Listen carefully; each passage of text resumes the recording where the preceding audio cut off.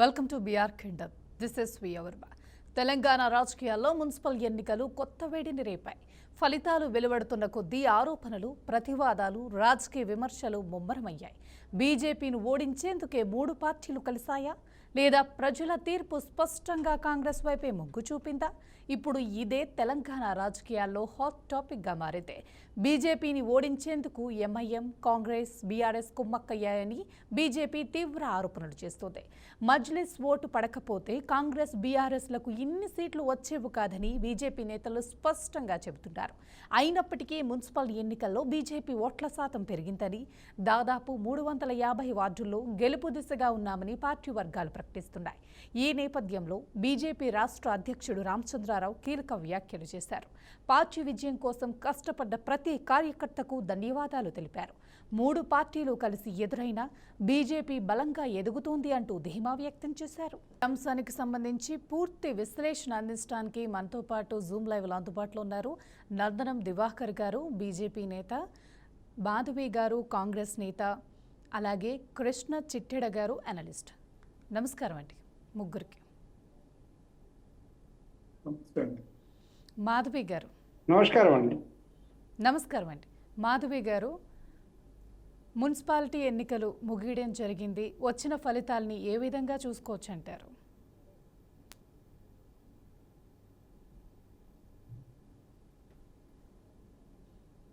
మాధవి గారు, మీరు మ్యూట్లో ఉన్నారు, అన్మ్యూట్ చేసి మాట్లాడండి.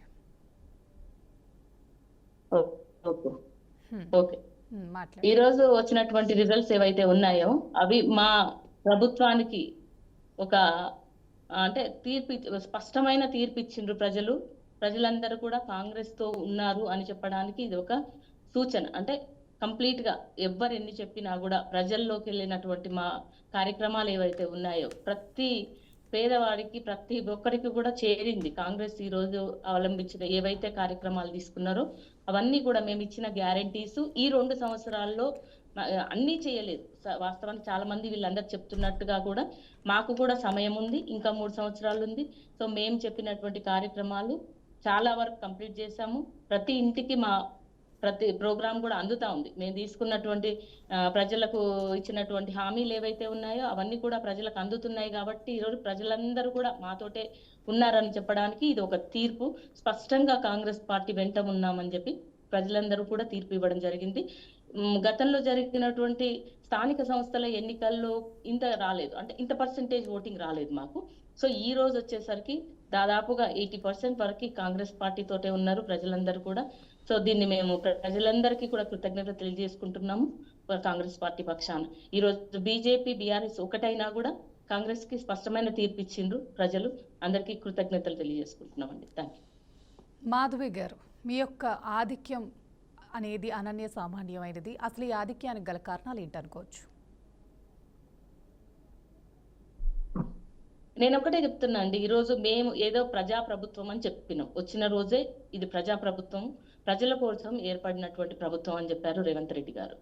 కాంగ్రెస్ పార్టీ ఏవైతే గ్యారంటీస్ ఇచ్చిందో దాంట్లో చాలా వరకు అంటే 2 years లో మా బడ్జెట్ కూడా తెలుసు. ప్రతి ఒక్కరికి కూడా బడ్జెట్ కూడా మా సీఎం గారు చెప్తానే ఉన్నారు. అంటే ఎన్ని లక్షల కోట్లు అప్పు చేసిపోయినా కూడా మేము తీసుకున్నటువంటి కార్యక్రమాలని మాక్సిమం ప్రయత్నం చేస్తూ కొంత ఒకటేసారి అన్ని ఎట్ ఏ టైం ఇయ్యలేకపోయినా కూడా కొన్ని చేసుకుంటా వస్తున్నాం. వచ్చిన 100 రోజుల్లో ఇస్తామన్న కొన్ని గ్యారంటీస్, అంటే ప్రజలకు మహిళలకు ఉచిత రవాణా ఇస్తామని చెప్పినాం, ఇచ్చినాం. 200 యూనిట్స్ కరెంట్ ఇస్తామని చెప్పి ఇచ్చినాం. రైతు బంధు చేస్తున్నాము, రైతు రుణమాఫీ చేసినాం. 2 lakhs వరకు రుణమాఫీ. 1-2 చేయలేదని చెప్తున్నారు, కానీ అది ఏదైనా మిస్టేక్ జరిగి ఉండొచ్చు. కానీ రైతు రుణమాఫీ ఏకకాలంలో 2 లక్షలు చేస్తామన్నాం. వాళ్ళు 10 ఏళ్ళు చేసినా కూడా ఏకకాలంలో కాదు కదా, వాళ్ళు ఇచ్చినటువంటి ఏదైతే రుణమాఫీ ఉందో అది వడ్డీలకు కూడా సరిపోలేదు, అందరికి తెలిసిన విషయమే. సో ఇంత డెఫిసిట్ అంటే అప్పులలో కూడా ఉన్నా కూడా బీఆర్ఎస్ చేసినటువంటి అప్పుల ఊబిలో ఉన్నటువంటి తెలంగాణలో కూడా ఈరోజు చెప్పినటువంటి కార్యక్రమాలు, సన్న బియ్యం ఏ రాష్ట్రంలో అవలంబించినటువంటి సన్న బియ్యం ప్రోగ్రాం ఈరోజు తెలంగాణలో తీసుకున్నాము. అది ఒక ప్రతిష్టాత్మకమైన ప్రోగ్రాము. ఎందుకంటే ఇంతకు ముందు ఆ బియ్యం తినలేక ప్రజలు గోడు వెళ్ళబోసుకునేది, కానీ ఈరోజు సన్న బియ్యంతో చాలా హ్యాపీగా ఉన్నారు. 10 ఏళ్లలో ఇవ్వనటువంటి రేషన్ కార్డ్స్ కూడా ప్రజలకు ఈరోజు కాంగ్రెస్ ప్రభుత్వం రాగానే అందించింది. ఇందిరమ్మ ఇండ్లు ఇవ్వడం జరిగింది. ఇట్లా అంటే మేమిచ్చిన గ్యారెంటీల్లో కొంతవరకు అయితే తప్పకుండా నెరవేర్చడం. అది జనాలను అడిగినా కూడా చెప్తున్నారు ఏమనంటే, అవును సమయం పడుతుంది. ఇప్పుడు 10 ఏళ్లలో బీఆర్ఎస్ కానీ రాష్ట్రంలో, బీజేపీ కేంద్రంలో కూడా 12 ఏళ్ళు అయింది వచ్చి. సో వాళ్ళు కూడా ఇచ్చినటువంటి హామీలను ఎంతవరకు చేశారు అంటే అవి తీసుకుంటే తెలుస్తుంది. సో కొన్ని ఎవరైనా కూడా కొంత సమయం పడుతుంది. ఇప్పుడు 5 ఏళ్ల మాకు సమయం ఇచ్చిండ్రు ప్రజలు, స్పష్టమైన తీర్పు ఇచ్చిండ్రు ప్రజలు, మాకు అవకాశం ఇచ్చిర్రు 5 సంవత్సరాలు. ఈ లోపల మేము అనుకున్న కొన్ని కార్యక్రమాలు చేసినాం. మహిళలని కోటీశ్వర్లు చేయాలని, అంటే 0 వడ్డీ రుణాలు కావచ్చు, క్యాంటీన్లు కావచ్చు, పెట్రోల్ బంక్స్ కావచ్చు. సో ఇట్లా ప్రతిదీ కూడా మహిళల పేర్ల మీద చేసి ఈరోజు మహిళలకు కూడా అవకాశాలు ఇవ్వడం జరిగింది. ఉద్యోగ కల్పన, ఇన్ని రోజులు గ్రూప్ 1 వేయలేదు, అందరికీ తెలిసిన విషయమే. గ్రూప్ 1 ఎంత ఇబ్బంది పడ్డాము, గ్రూప్ 2 కానీ ఉద్యోగ క్యాలెండర్ కానీ అన్ని కూడా. సరే మేము చెప్పేది ఏంటంటే, మేము ఇస్తానన్న ఏవైతే కార్యక్రమాలు ఉన్నాయో అవి మాక్సిమం మేము కంప్లీట్ చేసుకుంటూ వస్తున్నాం. ఎట్ ఏ టైం అన్ని అయిపోయినాయి అని కూడా నేనేం చెప్పట్లేదు ఇప్పుడు. సో ఏదో క్షేత్ర స్థాయిలో ఇప్పుడు బీజేపీ కానీ బీఆర్ఎస్ కానీ లేదు అనేది స్పష్టంగా తెలిసిపోతా ఉంది. రైట్ మాధవి గారు. దివాకర్ గారు. నమస్కారం. నమస్తే దివాకర్ గారు. ఈ మున్సిపల్ ఎన్నికల్లో బీజేపీ ఎందుకు అసలు సత్తా చాటలేకపోయింది? గల కారణాలు ఏమనుకోవచ్చు? భారతీయ జనతా పార్టీ ఓటింగ్ శాతం అన్నది గణనీయంగా పెరిగింది ఒకటి. తర్వాత ప్రతి దగ్గర కూడా భారతీయ జనతా పార్టీ ప్రాతినిధ్యం దక్కిందమ్మా. గతంలో భారతీయ జనతా పార్టీ లేనట్టుగా మున్సిపాలిటీల్లో కూడా చాలా మున్సిపాలిటీలో గణనీయమైన సీట్లు దక్కినాయి. ఇండిపెండెంట్ల సహకారంతో ఒక 4-5 మున్సిపాలిటీలు చేయించుకునే పరిస్థితిలో కూడా మేము ఉన్నాం. మరి 2 కార్పొరేషన్లు కూడా భారతీయ జనతా పార్టీకి దక్కినాయి. నష్టపోయింది బీఆర్ఎస్ తప్ప భారతీయ జనతా పార్టీ కాదమ్మా. భారతీయ జనతా పార్టీ అంటే ఏ విధంగా అనుకోవాలి? మేము తెలిసిన మరి సంతోషపడుతున్నాం. మేము ఒకటి ఏంటంటే, ఈ సెక్యులర్ హిందువులు, ముస్లింలు, కాంగ్రెస్, మజ్లిస్ కలయిక ద్వారా ఓట్లకు గండి కొట్టి వాళ్ళు గెలిపోతుంది. ఎందుకంటే హిందూ సమాజం ఇంకా కళ్ళు తెరవాలి. హిందూ సమాజం అన్నది ఇంకా కళ్ళు తెరవాల్సిన అవసరం ఉంది. సెక్యులర్ హిందువులు వల్ల హిందూ సమాజం నష్టపోతా ఉన్నది. ఈ ఎన్నికల్లో గెలుపు కోసం మా పేరునే మతాన్నే మార్చుకునే పరిస్థితి ముఖ్యమంత్రి గారికి వచ్చింది. వారు రేవంత్ వద్దునిగా పేరు మార్చుకున్నారు, రేవంత్ ఖాన్గా పేరు మార్చుకొని ముస్లింలకు దాసోహమై మరి సెక్యులర్ హిందువులతో కలిసి ఈ యొక్క ఆ డబ్బును మద్యాన్ని జల్లి ఈ యొక్క మున్సిపల్ ఎన్నికల్లో గెలిచేంత మాత్రాన అది పలుపో వాపో రాబో రోజుల్లో తెలుస్తుంది.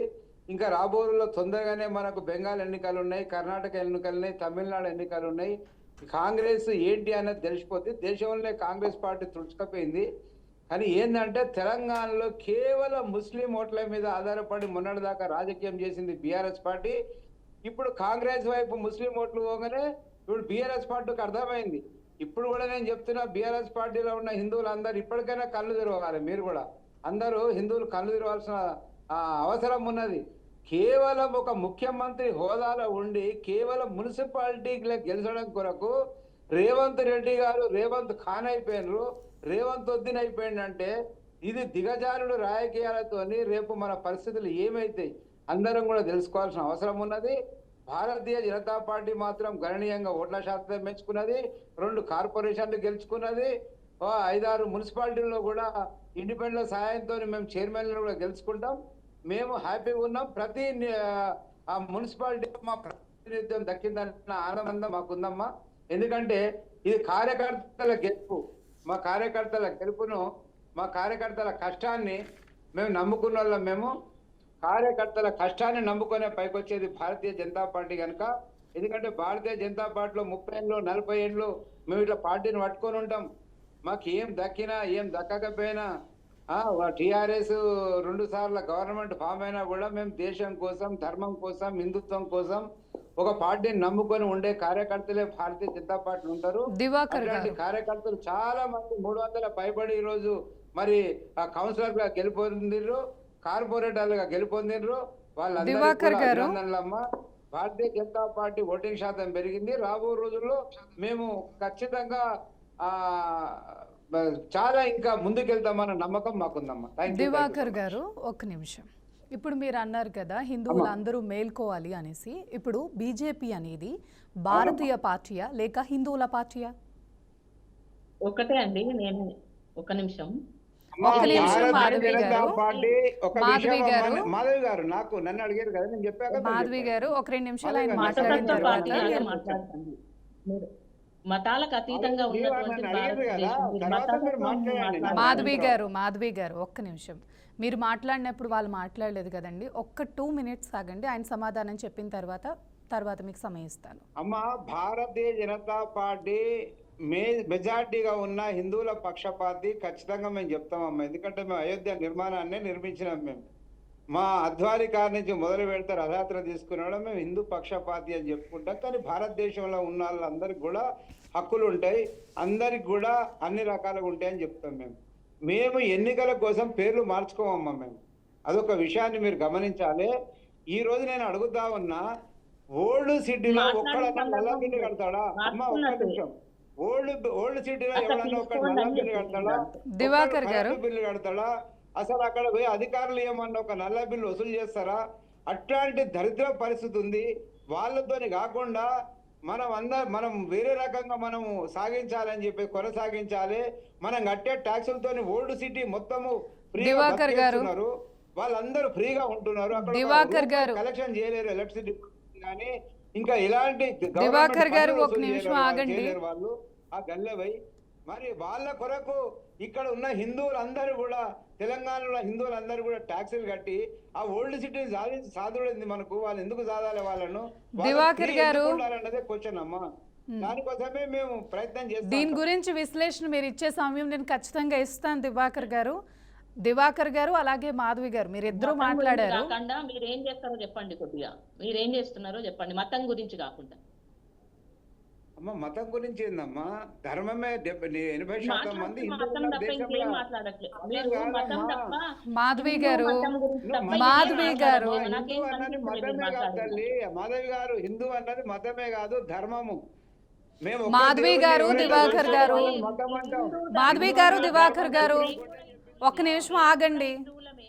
మీరిద్దరూ మాట్లాడారు కదా, ఒక్క నిమిషం ఆగండి. మీరు కృష్ణ గారు వాళ్ళిద్దరు వ్యాఖ్యలు మనం వినటం జరిగింది. మున్సిపల్ ఎన్నికల దగ్గర నుంచి మతాల దగ్గరకు వెళ్ళిపోయారు. అసలు దీని మీద మీ విశ్లేషణ ఏంటో తెలియచేయండి కృష్ణ గారు.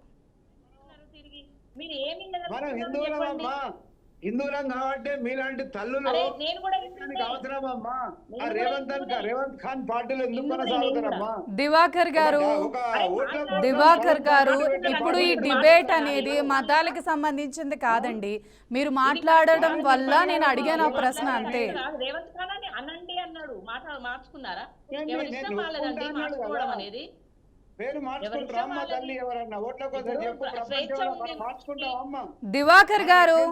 మనం ఒక సిద్ధాంతం తల్లిదండ్రులకు కొట్టిన మార్చుకున్నారని చెప్పండి. మాధవి గారు ఒక్క నిమిషం మీరు ఆగండి. మాధవి గారు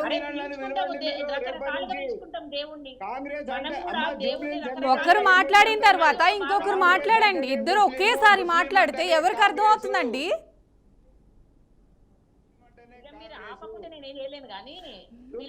మాధవి గారు నేను ఇక్కడ మాట్లాడుతూనే ఉన్నాను కదండి, ఒకసారి ఆగండి ఇద్దరు.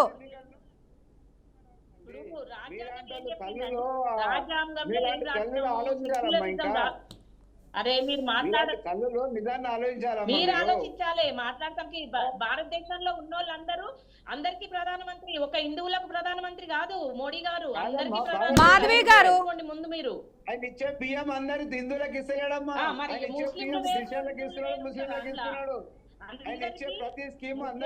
ముఖ్యమంత్రి అయినా ప్రధానమంత్రి అయినా ఏ కుల మతానికి సంబంధం లేకుండా హిందువులకు, సిక్కులకు, మన దేశంలో ఉన్నటువంటి అన్ని మతాలకి ఆ ప్రధానమంత్రి అవుతాడు, ఒక హిందువులకు కాదు. అది ఒకటి గుర్తుపెట్టుకోండి మీరు. అదేనమ్మా నేను అంటున్నా. రేవంత్ రెడ్డి లేకుండా కానీ ఒక వర్గానికి రేవంత్ ఖాన్ ఎందుకు కావాలని అడుగుతున్నామ్మా నేను. అంటే ఇప్పుడు తెలంగాణ ప్రజలు హిందువులైనా, క్రిస్టియన్లైనా, ముస్లింలైనా అందరం కలిసి ఉండాలి కదా. రేవంత్ రెడ్డిగానే ఉండాలి కదా.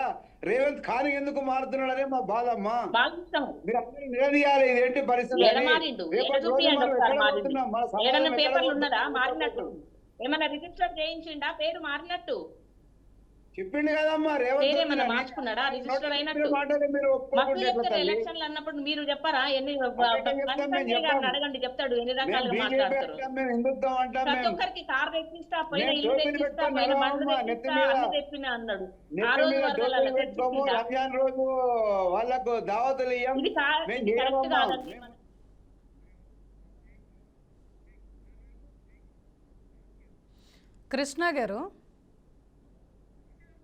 కృష్ణ గారు ఈ మున్సిపల్ ఎన్నికలకు సంబంధించి అసలు మీ అభిప్రాయం ఏంటండి? ఈ రోజు వాళ్ళందరూ ఒకటే గెలుపొందినంత మాత్రాన అది పెద్ద అది కాదు. కృష్ణ గారు చెప్పండి మీరు. ఆ డబ్బు మందు విచ్చలవిడిగా అభ్యర్థులను బీజేపీ అభ్యర్థులను బెదిరించిన తీరు ఒక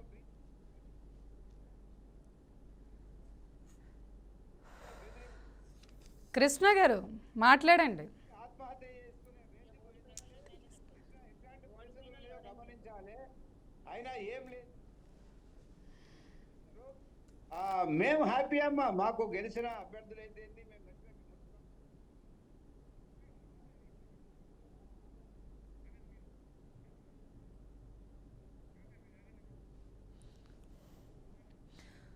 దివాకర్ గారు మీరు ఆగండి.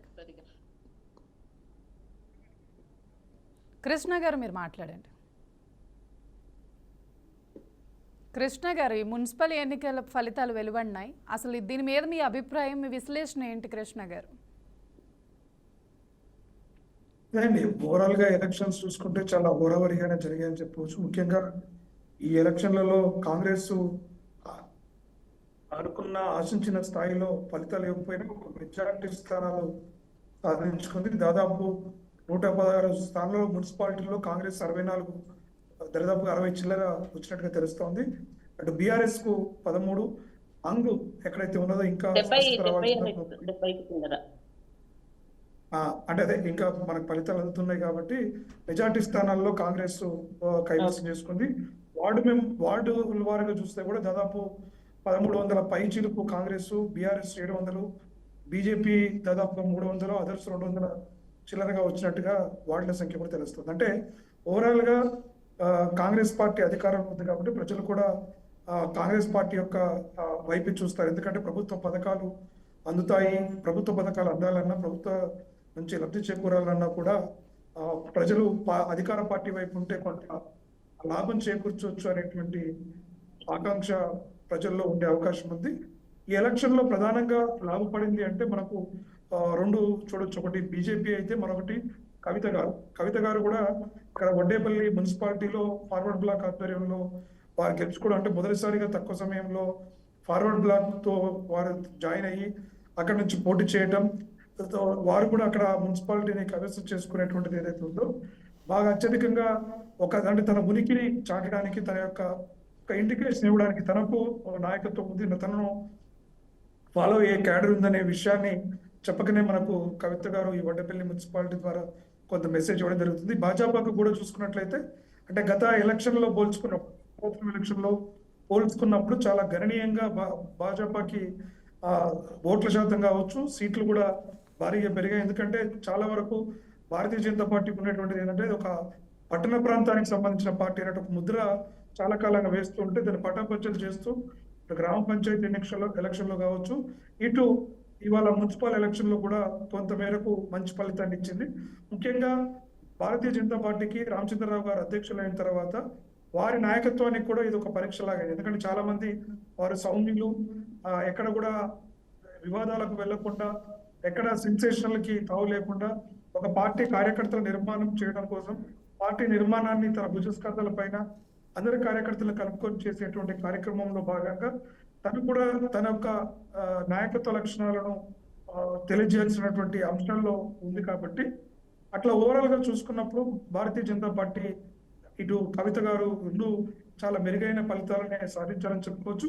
కాంగ్రెస్ పార్టీ కూడా నిరాశజనకంగా అయింది. కాంగ్రెస్ పార్టీ కూడా చాలా పెద్ద నిరాశ కలిగించిందంటే బీఆర్ఎస్ అనుకోని ఊహించని స్థాయిలో దెబ్బ పడినట్టుగా మనం భావించవచ్చు. ఎందుకంటే ఆ పార్టీ అంతర్గత కల్లోలాలు జరుగుతున్నాయి. పార్టీ యొక్క అంతర్గత విషయాల్లో చాలా రకాలైనటువంటి సందేహాలు, ఇటు అధికార ప్రతిపక్షాలు కూడా బీఆర్ఎస్ పైన ఆ విమర్శలు చేస్తున్నటువంటి నేపథ్యం, సొంత పార్టీ నాయకులు కూడా చేస్తున్న విమర్శలకు ఆజ్యం పోస్తున్నట్టుగా కూడా కనబడతాం. కాబట్టి ఈ ఎన్నికల్లో చాలా రకాల పరిణామాలు చూడవచ్చు. ఇక్కడ జీవన్ రెడ్డి గారు కూడా స్వతంత్ర అభ్యర్థులను నిలబెట్టి పార్టీలో తన యొక్క ఆధిపత్యంలో తన యొక్క ఉనికిని చాటుకునేటువంటి ప్రయత్నం కూడా చేశారు. కాబట్టి అంటే వ్యక్తులు తమ యొక్క ఆధిపత్యాన్ని, తమ యొక్క నాయకత్వ లీడర్షిప్ ను చూపించుకోవడానికి కూడా ఈ యొక్క మున్సిపాలిటీ ఎలక్షన్లు చాలా కీలకంగా మారాయని చెప్పవచ్చు.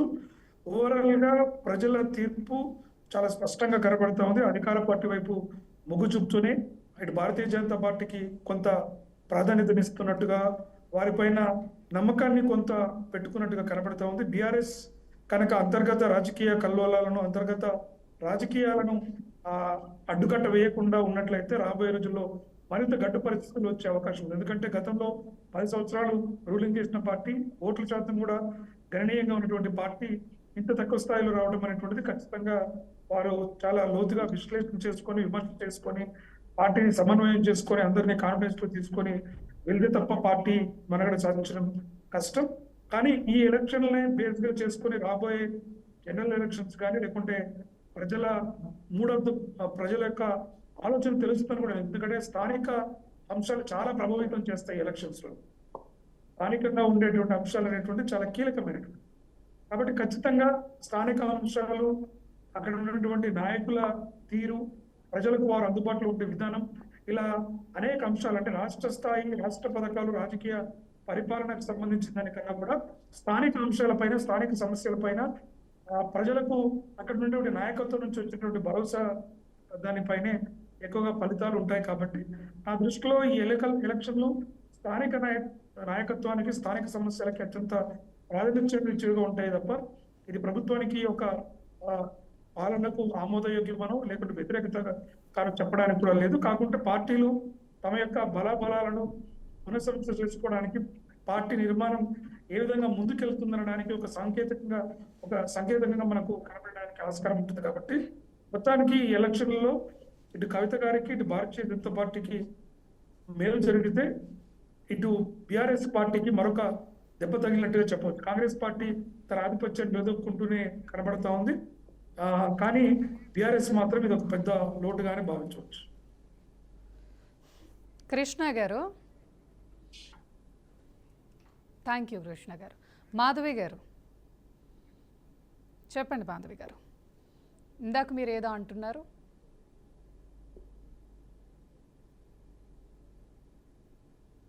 మాట్లాడండి మాధవి గారు. హలో, వాయిస్ క్లారిటీ లేదా? ఇప్పుడు చెప్పండి మాధవి గారు.